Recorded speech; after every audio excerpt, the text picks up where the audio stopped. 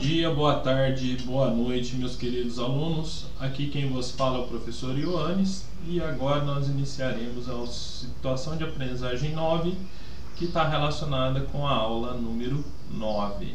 E o assunto é implicações socioambientais na produção e uso de combustíveis. Lembrando vocês que as habilidades relacionadas a esse tema são reconhecer os impactos socioambientais decorrentes da produção e do consumo do carvão vegetal e mineral e de outros combustíveis, como por exemplo petróleo, e interpretar figuras, diagramas e textos referentes à formação da chuva ácida e ao efeito estufa. E a terceira habilidade relacionada à situação de aprendizagem 9 é analisar critérios como poder calorífico, custo de produção e impactos ambientais de combustíveis para julgar a melhor forma de obtenção de calor de uma dada situação. Então vamos lá. Produção e uso, atividade 1, produção e uso do carvão vegetal, do carvão mineral e seus impactos ambientais. Como sempre eu falo para vocês, dê uma boa lida aqui no texto antes de iniciar a resolução dos exercícios. Ok? Então vamos lá. Questões de análise do texto. Como é possível produzir o carvão vegetal? Está lá no texto, galera?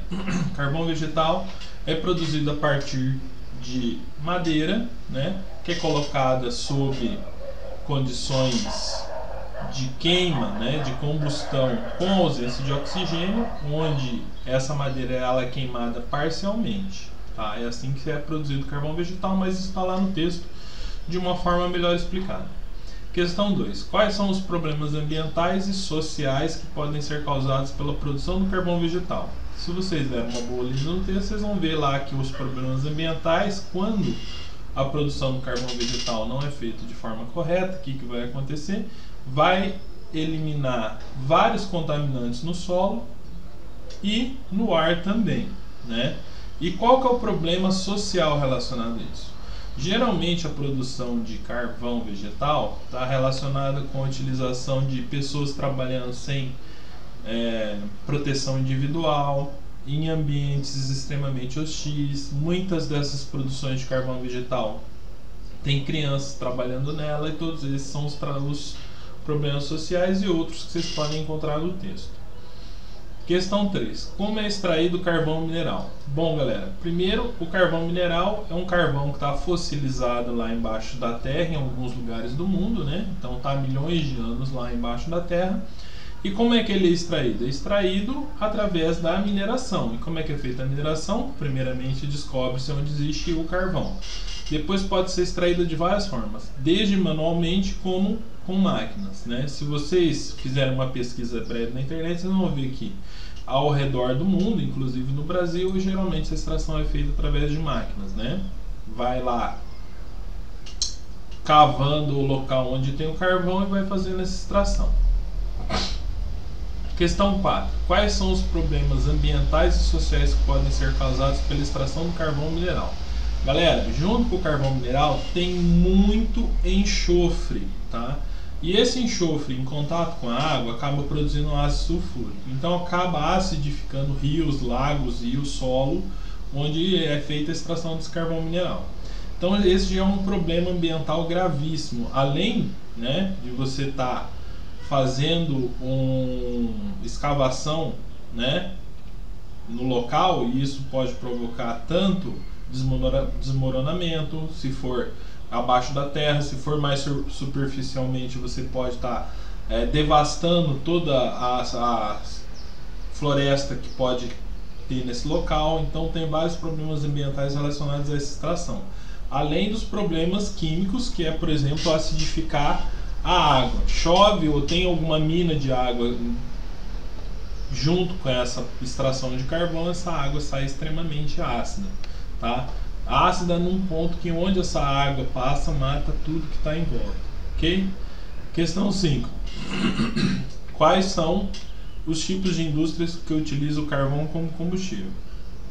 Gente, tem várias indústrias que podem utilizar o carvão como combustível, mas como a gente já viu anteriormente, só pode ser produzido ferro com carvão. Então a principal indústria que usa, né, que tem que usar carvão é a indústria do ferro, as siderúrgicas, né? Mas, por exemplo, a produção da cal também pode ser feita com carvão, né?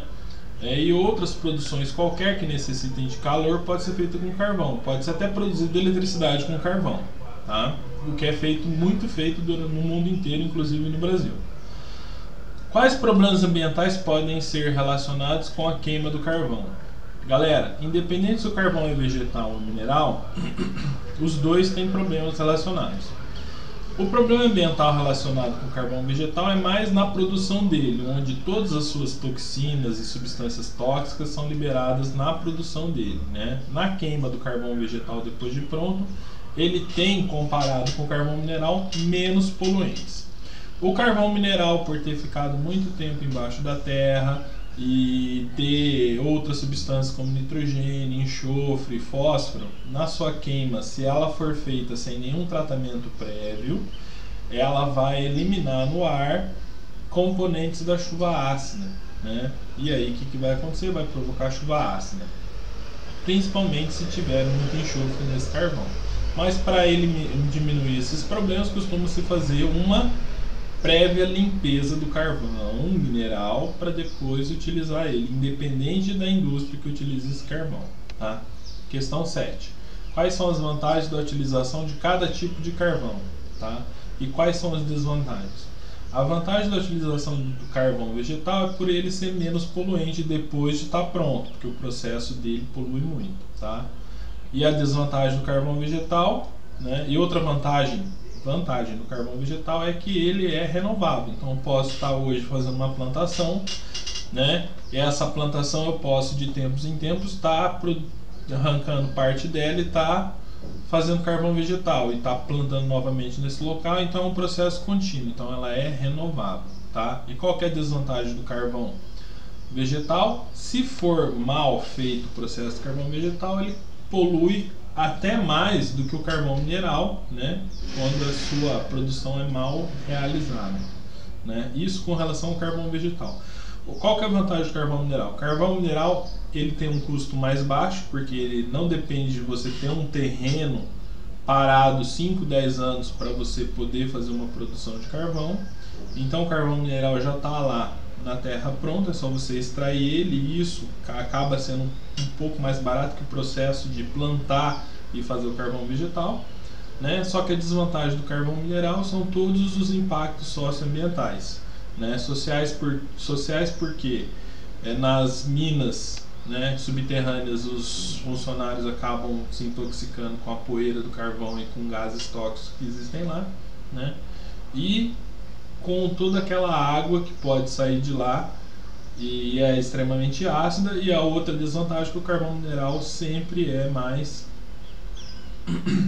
poluente do que o carvão vegetal. Por isso necessita passar por um processo de descontaminação do carvão mineral, e tudo isso agrega custo.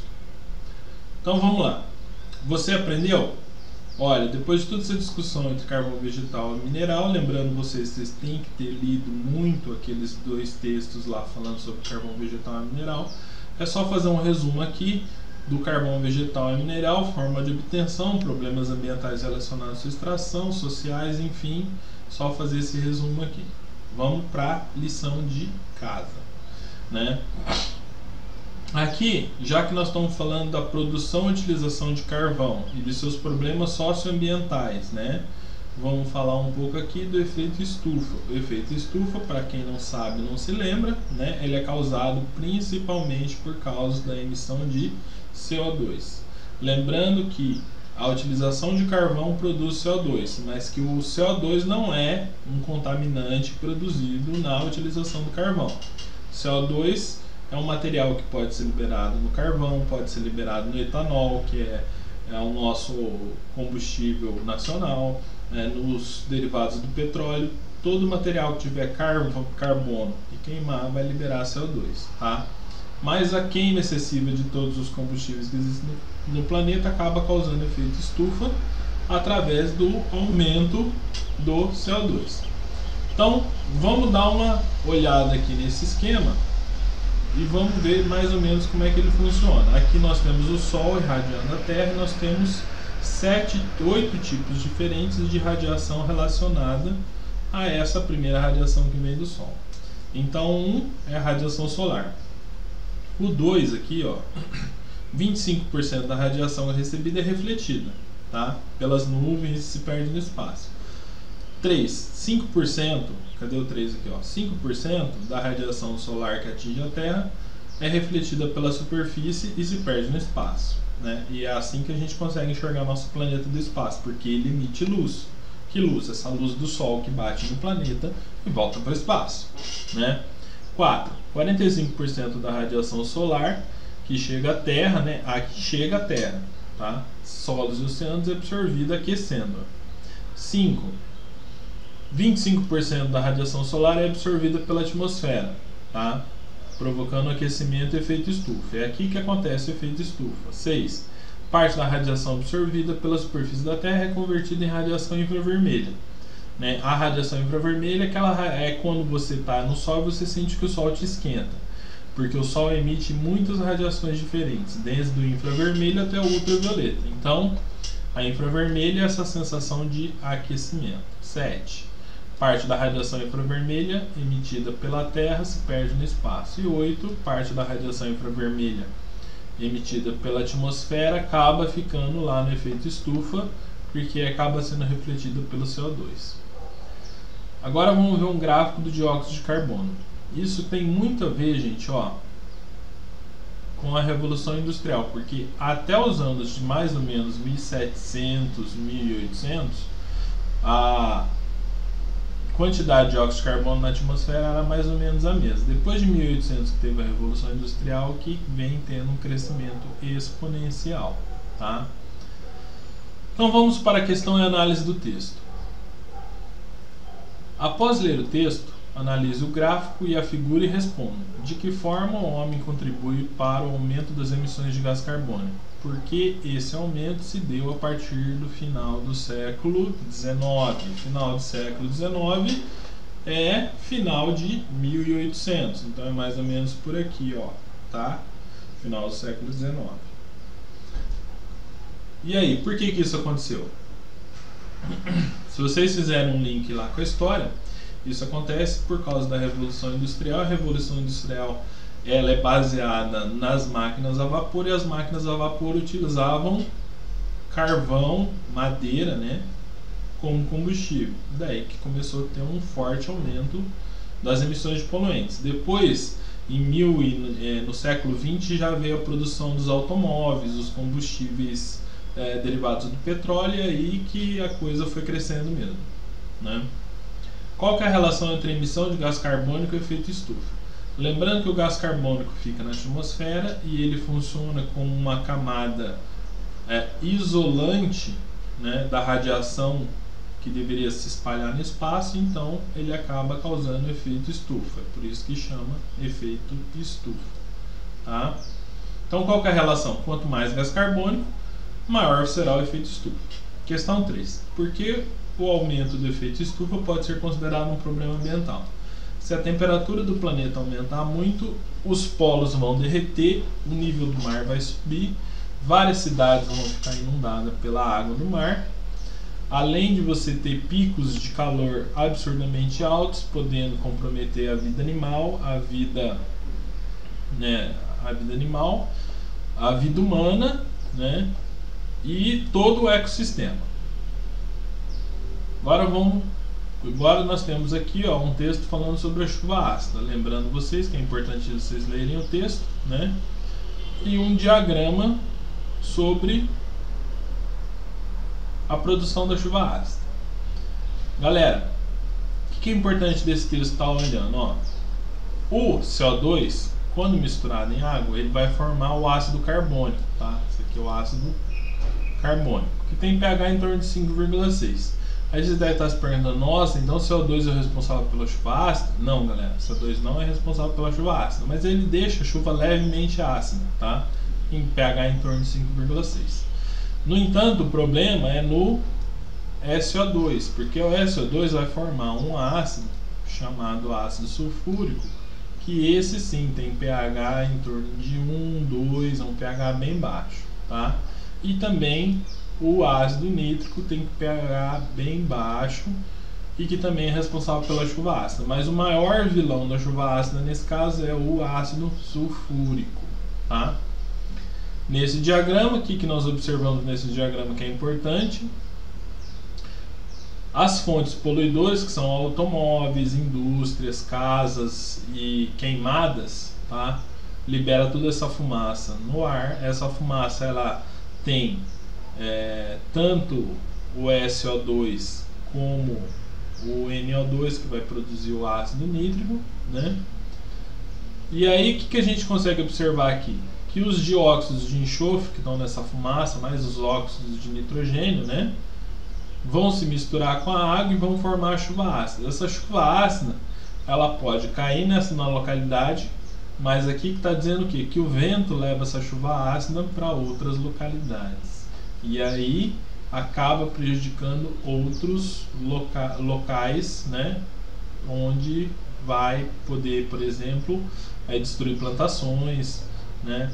E lembrando vocês que teve um problema desse na Europa, que a Europa são vários países pequenos, né, no território, e tinha país que produzia componentes da chuva ácida e a chuva ácida caía no país vizinho e estragava a plantação do país vizinho.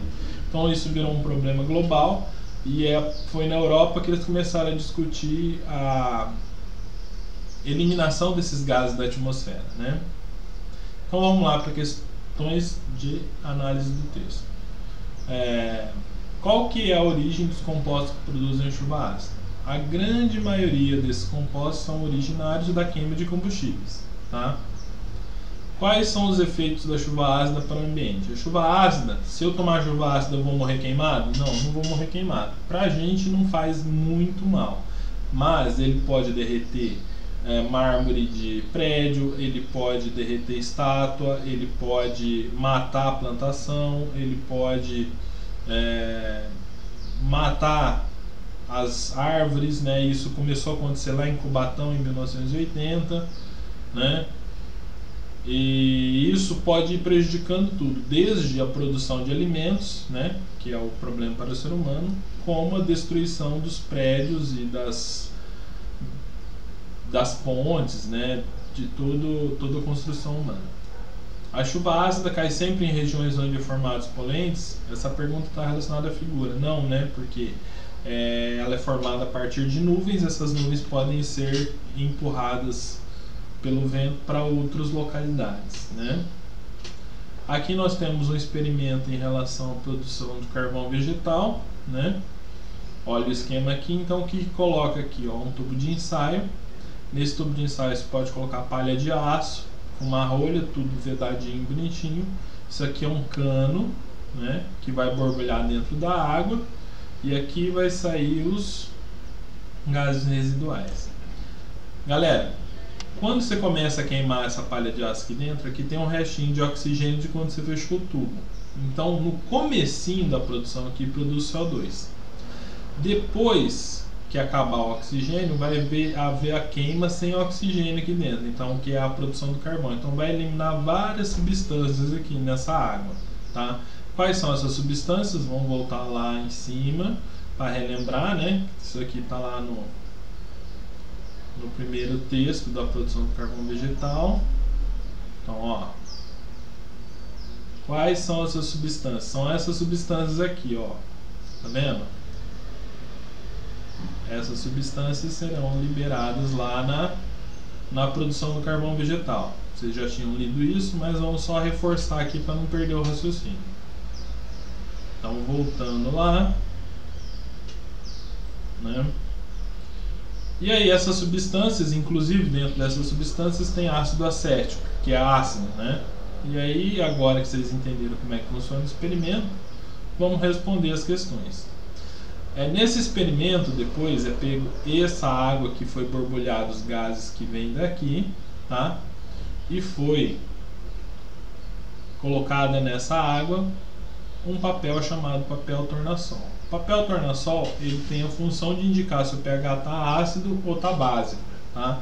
Então, se o papel tornassol for azul e o sistema tiver ácido, o que vai acontecer? Ele vai ficar vermelho.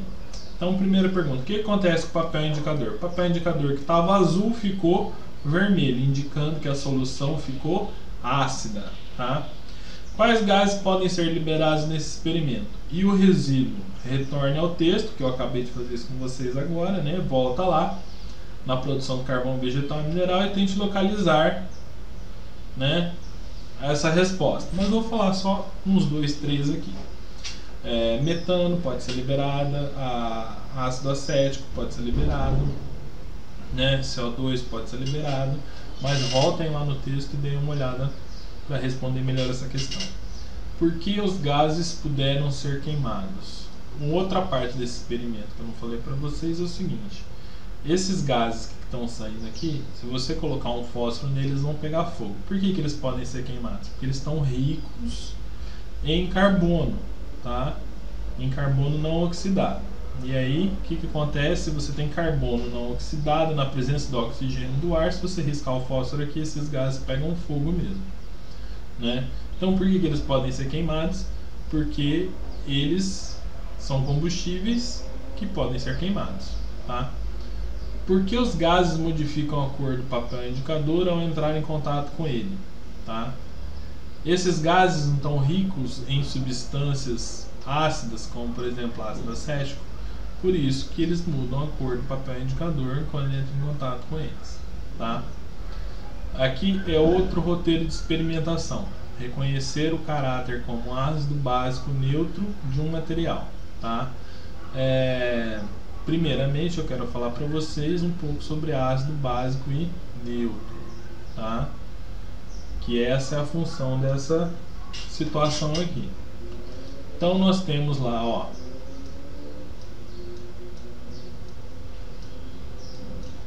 ácido, neutro,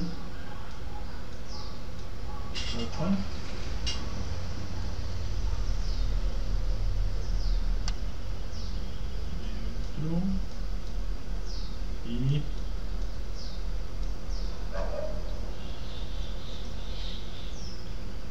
básico, tá? Ácido é todo pH abaixo de 7. Neutro é todo pH igual a 7.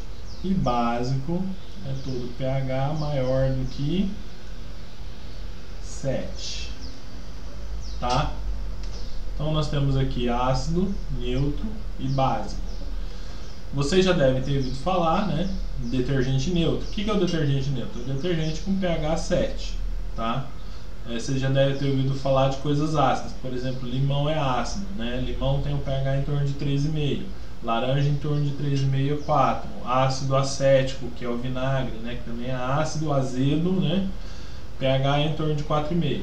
Tá? E básico em casa, o que nós temos de básico? Leite é levemente básico, pH em torno de 8, tá? Mas nós temos sabão em pedra, que é pH em torno de 12, né? Lembrando que essa escala aqui de pH, ela vai de, tá? Ela vai de 0 até 14, tá? Então toda a faixa pH vai de 0 até 14, né? Sendo que a metade é neutro. Agora que vocês entenderam isso, vamos dar sequência. Anotem aí. Teste 1, teste 2. Interações. A água dissolve em água, né? Sim. Cor adquirida pelo papel tornassol azul fica, o azul fica azul e o vermelho fica vermelho, tá?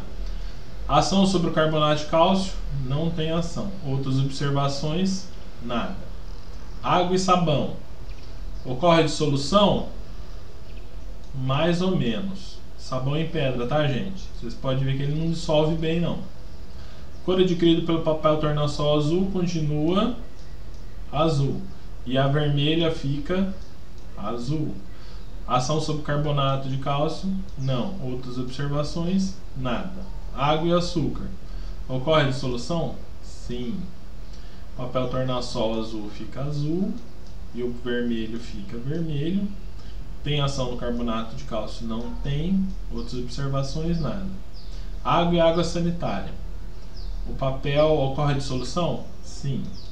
O papel azul fica azul e o vermelho fica vermelho. Ação sobre o carbonato de cálcio? Não. Outras observações? Nada.